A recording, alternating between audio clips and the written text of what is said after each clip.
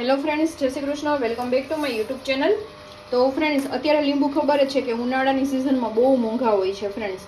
તો લીંબુમાંથી આપણે રસ કાઢીને, નહીંતર લીંબુ જો આવી રીતના છે ને બગડવા માંડે, તમે જોઈ શકો છો આ રીતના છે ને બગડવા માંડે એવું થાય છે. તો લીંબુનો રસ છે ને એવો ને એવો રહેશે, 6 મહિના સુધી એવો ને એવો રહેશે. એની તમને હું ગેરંટી આપું છું કે એક વસ્તુ, સિક્રેટ વસ્તુ નાખવાથી કે લીંબુનો રસ એવો ને એવો રહેશે. આપણે 6 મહિના સુધી તો સ્ટોર ન કરતા હોય, કે મહિના કે સવા મહિના કે 1.5 મહિના સુધી આપણે સ્ટોર કરતા. એક સાથે લીંબુ આપણને જો સસ્તા મળી ગયા હોય ફ્રેન્ડ્સ, તો આપણે એવી રીતના સ્ટોર કરતા હોય છે. તો કેવી રીતે કરવાનું છે, બસ આવી રીતે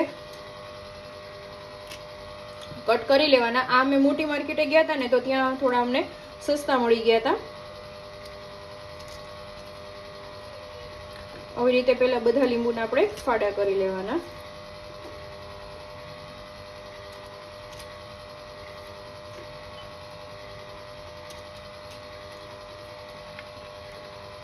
અને લીંબુની છાલમાંથી પણ એક રેસીપી તમને બતાવીશ ફ્રેન્ડ્સ. તો વિડીયોમાં તમે નવા હોય, પહેલી વાર તમે આવ્યા હોય, તો ચેનલને તમે સબસ્ક્રાઈબ કરજો, કે જેથી મારા રેસીપીની આવે, કોઈ નવી વાનગી આવે તો તમને સીધી નોટિફિકેશન મળી જાય.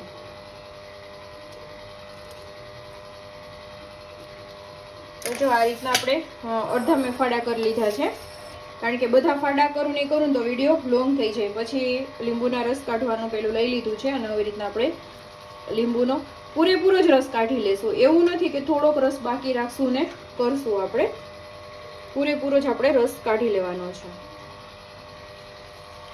જો આ રીતના પૂરેપૂરો રસ કાઢી લેશું. કોઈ બી આવી જાય તો ટેન્શન નથી, ફરી આપણે એને ગાળવાનો જ છે, કારણ કે આમાં થોડા કાણા મોટા હોય છે અને બી નાનું હોય તો આવી જાય છે. તો આવી રીતે બધા લીંબુનો રસ કાઢી લઈશ.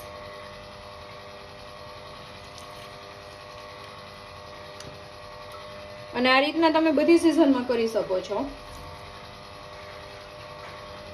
અને આ તમે છે લીંબુ શરબતમાં પણ યુઝ કરી શકો છો, બધામાં તમે રસ એડ કરી શકો છો. કોઈ પણ સ્મેલ કે કશું જ નથી આવતું, એવો ને એવો રહે છે.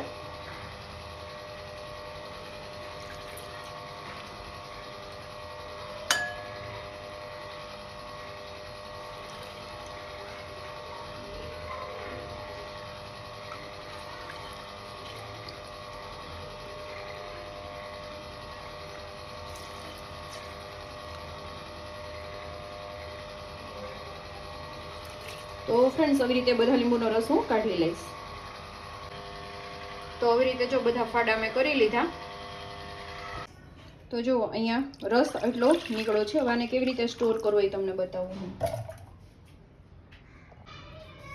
તો ફ્રેન્ડ્સ, એમાં વિડીયો શૂટમાં પ્રોબ્લેમ આવી ગયો. નીચે ખાંડ મેં એડ કરેલી છે, કે નીચે છે ને 1 ચમચી ખાંડ એડ કરી દેવાની ફ્રેન્ડ્સ, અને પછી ઉપર રસ કરી દેવાનો, જેથી તમારો રસ છે ને એવો ને એવો રહેશે, ક્યારેય પણ બગડશે નહીં.